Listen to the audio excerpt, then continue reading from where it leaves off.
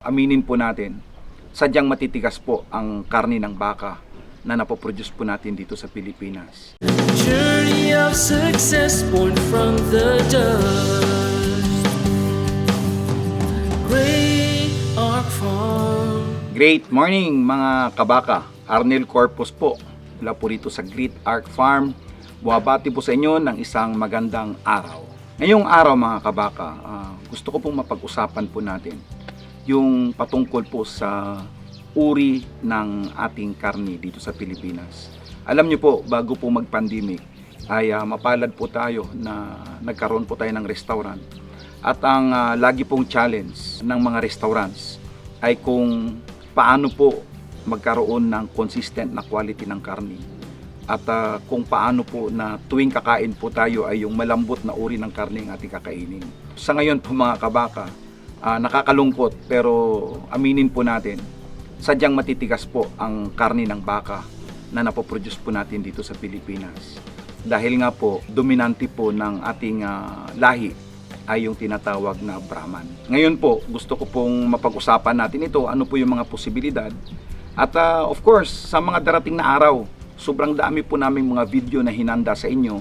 Pero ngayong araw po ay pag-uusapan po natin yung viability ng Wagyu Brahman cross dito sa Pilipinas. Narinig nyo naman po siguro, pinag-uusapan po lagi, lalo na po sa ganda po ng karne, ay lagi po nababanggit yung Wagyu. So tayo po dito sa Adelaide River Farms, makita nyo po itong mga baka po dito sa likod natin. Yan po ay mga Wagyu Brahman cross po yan na breed po natin. At para po mapakita po namin sa inyo na ang pagbibreed po ng Wagyu ay hindi lamang po sa mga malalamig na lugar. Kasi nung una, yun po yung perception natin mga Filipino na hindi po pwedeng mag-breed ng Wagyu dito sa lowlands, katulad po namin dito sa South Cotabato, na sadyang napakainit po, no? Pero makikita nyo naman, dito sa atin, kahit na mainit, wala pong silungan itong mga Wagyu crosses po natin. So, ngayon, papaliwanag ko po sa inyo, ano po ba at may kita pa or meron bang posibilidad na pwede tayong mag-cross ng Wagyu sa Brahman dito sa Pilipinas. So, ang kagandahan po ng pag-cross po ng Wagyu sa Brahman or pag-cross ng Brahman sa Wagyu ay ang strength po sa kanilang genetics. Kasi alam nyo po, ang Brahman ay lumalaban po yan kahit gaano kainit. Sa katunayan, dito po sa atin, ang heat index po natin dito ay nasa 40-41.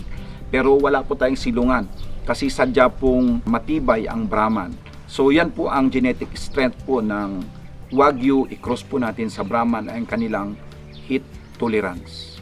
Matibay po sila sa araw at saka ganun din po doon sa humidity. Pag krinos po natin yung Wagyu sa Brahman ay magkakaroon po tayo ng isang lahi na hindi na po natin po problemahin kung paano po mag-survive katulad po ngayong El Nino. At ang pangalawa po na isang maganda po sa cross natin ay yung kanilang disease resistance. Dahil nga po tulad ng sinabi ko, itong mga Brahman po talaga ay sadyang matitibay itong mga to.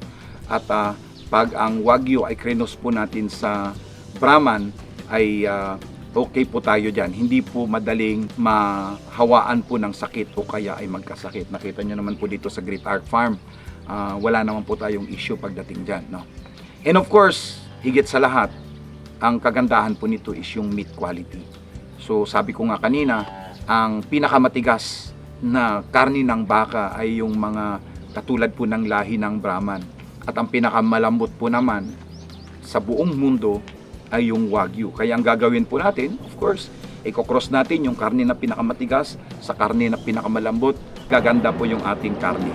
So uulitin ko po, ang magiging strength po ng Brahman cross Wagyu ay unang-una is ang heat tolerance, disease resistance, at saka meat quality.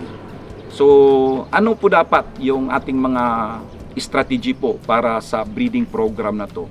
Unang-una is yung first generation F1, no? So, ito po yung first po na cross generation na kasali po yung pure breed na Brahman at saka pure breed na Wagyu. So makikita nyo po yung lagi ko pong pinapakita sa inyo, yung Brahman cross po namin dito. yung cow po namin na may sungay, yan po ay F1. Ang nanay po niyan ay pure breed po na Brahman at ang kanya pong tatay ay pure breed na Wagyu. Yan po yung first generation hybrids o kung tawagin po natin ay F1s. Ang pangalawa naman po na strategic breeding po natin ay yung tinatawag po nating back crossing. No? Ito po yung advanced breeding strategy na kung saan i-back cross po natin yung F1 na female pabalik po sa lalaki na Wagyu para po lalo po mapalambot natin ang kanilang karne. So yan po ang ating strategy dito sa Great Arc Farm. Ang advantage naman po ng Wagyu Brahman Cross ay unang-una enhanced productivity. Kasi po ang mga crossbreed po, syempre malalaki po yung Brahman kaya improve po na yung kanilang growth rate at saka yung kanilang reproductive efficiency. Yung cross po namin dito ay nanganganak po ng isang beses, isang taon. At ang kanila pong survivability, dahil nga po matitibay na yung mga cross na to, kita nyo naman, ang init po dito sa amin sa Great Arc, pero wala pong atip ang ating mga crossbreed dahil nga po nakuha na po nila yung lahi ng Brahman at hindi po problema sa kanila. Hindi lang mag-survive kundi mag-thrive during summer dahil matitibay po to. At ang pangalawa po dyan ay yung superior quality of beef. Tulad po ng sinabi ko kanina, yung Wagyu po ang pinakamalambot at pinakamahal na uri ng karne sa buong mundo. At pag ito po ay na-produce po natin dito sa Pilipinas, tayo rin po ay magkaroon po ng opportunity na magkaroon ng superior quality beef. By the way, alam nyo po, itong ginagawa rin po namin dito, na-replicate na rin po namin ito sa ibang probinsya katulad po ng Ilocos Norte, particularly po sa Pidig, kung saan yung mga baka po ng mga lokal doon ay ini-ape natin sila gamit po ng Wagyu semen. So pwede rin po yun. And of course, ang isa pong advantage pa dyan, bukod po sa enhanced productivity, ang pangalawa po yung environmental and economic sustainability. Dahil nga po nalahian na po ng Brahman yung ating mga Wagyu, hindi na po natin problema yung pag-survive po nila sa mainit na panahon. So yun po. At ang pangalawa po dyan is yung market flexibility. So syempre pag malambot na po yung ating karne, hindi na po natin problema. Sa bagay, wala naman po talagang problema sa market. Sobrang dami po ng mga Filipino at kunting-kunti lang po yung ating napoproduce. Pero itong Wagyu Cross Brahman po na karne ay talagang may laban po ito. Pwede po natin ito ilaban doon sa Angus po ng Amerika, yung kanyang quality. Siguro hindi pa po natin mapapantayan yung quality po ng purebred Wagyu na pinoproduce po ng Australia at Japan, lalong-lalo na nga po sa Japan. Pero ito pong ating karni na to ay hindi naman po ito nalalayo doon sa Angus po na nabibili galing Amerika. So subok na po natin yan, medyo mabagal nga lang yung production. Pero pag narinig po ito ng mga kaibigan po natin sa Department of Agriculture, pwede po natin kaagad-agad i-replicate po ito. Dahil kami po rito, simula pa doon sa Adelaide River Farms hanggang ngayon dito sa Great Arc Farm, ay maglilimang taon na po kaming nagbibreed ng Wagyu Brahman Cross. At so far, wala po kaming mortality. So far, magaganda po yung resulta ng ating karne. And then of course, may mga challenges din in consideration na dapat po nating titingnan sa pag-cross po ng Wagyu sa Brahman. Unang-una is yung managing genetic traits. Kailangan po mabalansi po natin i-balance po natin yung traits na hindi po mawala yung resilient doon sa Brahman at hindi rin po mawala yung lambot ng karni doon sa Wagyu. Kaya kailangan babalansihin po natin dyan. Meron nga po tayong dalawang breeding strategy, yung crossbreeding at saka tinatawag po natin back crossing. Kailangan obserbahan lang po natin dyan. And of course, ang isa po dyan na talagang kailangan po nating bantayan is yung consistency in quality. Base po sa aking karanasan sa pagpapataba po, no, tulad po ng nabanggit po natin previously, I used to manage yung Gunu feedlot na minamay-ari po ng Australian Agricultural Company sa Queensland, Australia. At any given time, ang laman po ng feedlot namin ay 30,000 head po na puro Wagyu. At napag-aralan ko po doon na yung pagpalabas po ng marbling ay hindi lamang po sa genetics. as far as sa aking experience po, kalahati po dyan ay genetics, pero kalahati po para lumabas ang marbling ay sa technique po sa pakain. At tayo po ay alam na po natin yung technique na yan dahil nga po nabigyan po tayo ng pagkakataon na ma-access yung technology. Hindi po siguro natin kaya yung uri ng kanilang pagkain, pero yung technique po kung paano po i-manage para lumabas po yung marbling ng Wagyu cross na yan ay kayang-kaya po natin gawin. And of course, ang isa pa pong challenge ay yung health and welfare. Kailangan po ma-address po natin yung heat stress sa Wagyu. Dito may mga pure breeds na rin po kami, pero hindi po kami nagkakaproblema kasi sa pag-manage po ng heat stress, siguro gagawa po kami ng separate na video dyan. May mga bagay lang po tayong dapat bantayan dyan. Unang-una dapat andyan dyan yung tubig. Pangalawa yung management po ng kanilang manure. At yung iba naglalagay po ng cloth, no? Shade cloth. Ako hindi po ako fans nung paglalagay po ng atip na gagawin pong parang gymnasium yung bahay po ng ating bakahan. Ang nagiging problema po natin dyan, nakukulog po at mas lalo pong nagkakaproblema po sa respiratory disease yung ating mga baka dahil nasisinghot po nila yung ammonia na lumalabas po doon sa nabubulok na tahi.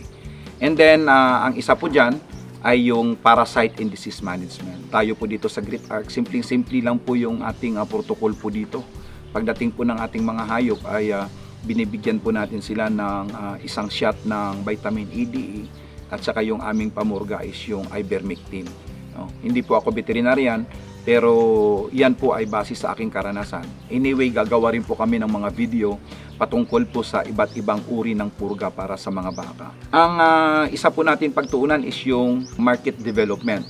Kailangan lang po magkaroon po tayo na consumer education. Siguro, ang isang problema, kaya po hindi po na bibili yung ating Wagyu o kaya hirap po mabili yung Wagyu po na mga imported ay dahil sobrang mahal.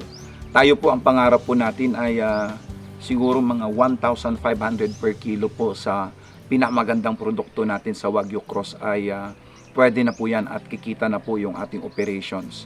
So yung mga medyo mabababang uri ay syempre mas mababa po dyan. Tingin ko with the social media now ay aware na po yung ating mga consumers. Katunayan nga po ay bumibili na po sila nung may mga Wagyu na po na nasa market katulad po ng Wagyu cubes. Yan po ay hindi naman po 100% Wagyu. Mas madalas po yan ay yung panabalang po ng Wagyu ang hinahalo doon sa giniling na karne at tatawagin na po nilang Wagyu cubes. Pero of course, kanya-kanya pong paraan ng marketing po yan at hindi po tayo nakikialam dyan.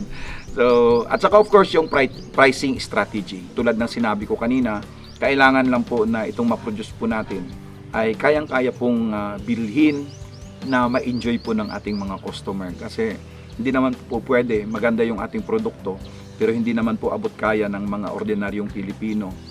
Sana man lang magkaroon ng opportunity po yung ating mga ordinaryong Pilipino na makatikim naman po ng dekalidad na produkto sa reasonabling halaga. Ano-ano po yung mga practical steps para po sa implementation ng Wagyu Brahman Cross breeding? Unang-una po ay dapat yung breeding program design po natin. Kailangan po i-develop natin yung detailed na breeding plan at saka ma-define po natin yung specific goals kung ano po yung pagbalanse po ng kanilang trait, generation timelines at saka expected outcome. So yan po yung isa po sa mga steps po na susundin natin. Ang pangalawa po is yung climatic adaptation measures. Maglagay po tayo ng implementation. For example, sa rancho ay magkaroon po ng rotational grazing. Dito pag talagang worst comes to worst ay maglalagay lang po kami ng shade cloth. No? Pero higit sa lahat dito ay 24/7 po na mayroong malinis na tubig. Yun po talaga ang pinakamahalaga po sa lahat. At ang pangatlong step po natin is yung feeding regime po natin. So kailangan ma-design po natin ng ating nutrition program ay mag-incorporate po tayo ng mga local na mga forages at saka mga local na feeds na gawa po sa ating mga byproduct para po unang-una practical, pangalawa mura at saka available lang po siya. Kasi pinakamalaking problema po sa feeding ng mga baka natin dito sa Pilipinas ay wala po tayong consistent supply. At lagi ko pong sinasabi, hindi po pwedeng pabago-bago ang pagkain ng mga baka. Wala pong 7 kinds. Hindi po totoo yan. Kung kaya po ninyo yung 7 kinds na pagkain sa ruminants, araw-araw na nandiyan dyan po, same quantity, same quality, okay po yan. Pero kung hindi nyo po kaya, it will do more harm than good sa inyong alagang ruminants, baka, kalabaw, kambing at saka karniro. Di bali ng dalawang klaseng pagkain lang, basta nandiyan dyan po araw-araw, yun po ang tamang feeding regime para po sa ating mga alaga. At ang pang-apat po dyan ay yung health management protocol. Kung marami naman po mga veterinaryo dyan, i-commission po ninyo sila para po tulungan tayo na magkaroon po tayo ng health management protocol.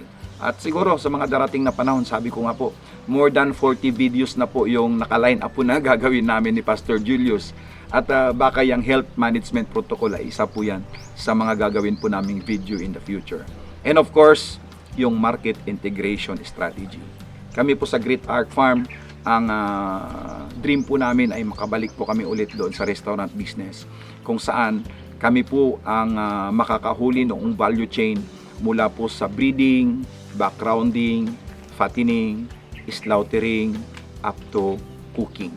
Kung magawa po natin lahat yan, lahat po ng kita, pag naituro po natin yan sa ating mga farmers at nabuo po sila bilang grupo o bilang kooperatiba, lahat po sana yung income na yan ay pupunta po sa inyo.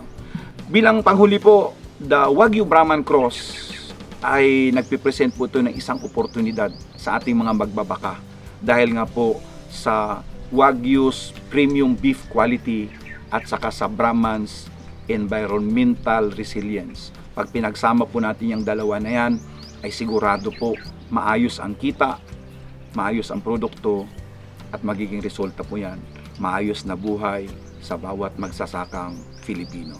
So sa muli, sa ngalan po ng aking partner, si Pastor Julius Paler, buwabati po kami ng isang magandang araw at huwag niyo pong kalimutan, tulungan niyo po kami na ma-share po, ipaabot po sa mga kapwa natin magsasaka. Shout out po sa mga kapwa po OFW, Kabayaning Arnel Corpus po ito, ang inyong lingkod. Sana po, kung gusto niyo nang bumalik sa Pilipinas, nandito po kami. Willing gumabay po sa inyo para magkaroon din po kayo ng project at hindi na po kayo mahiwalay sa inyong mga pamilya. So, paki-like, share, and follow ang aming Facebook page at saka YouTube channel, Great Ark Farm ni Kabakang Arnel. Pagpalain po tayo ng Panginoon. Cultivating hope.